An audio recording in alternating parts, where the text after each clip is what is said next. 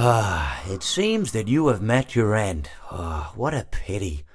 I don't feel too bad about it, though.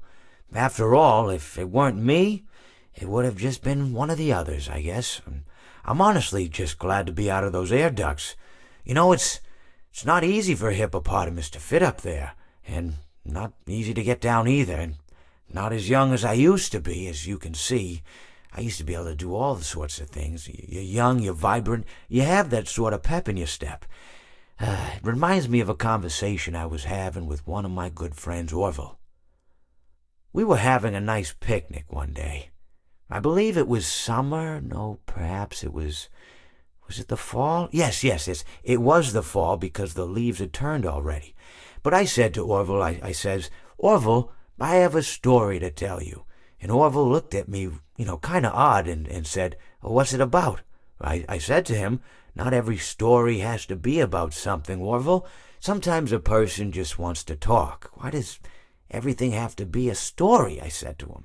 He just looked at me and he said, well, you said you had a story. And, he was quite right. I did, in fact. I told him I had a story. I suppose if a person just wants to talk, then it's best to not announce that you're telling a story.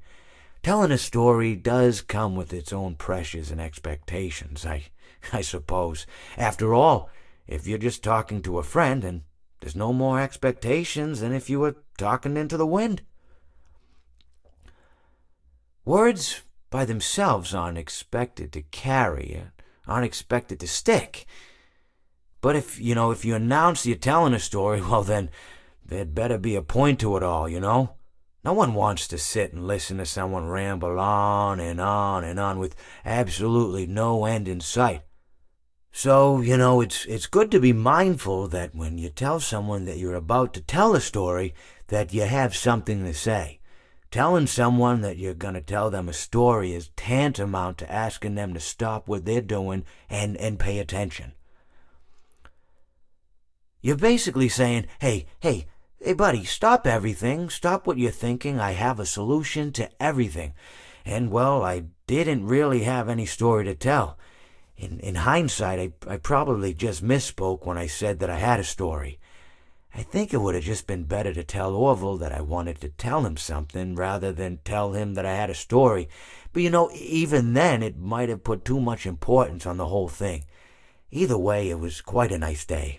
I remember that we were drinking tea.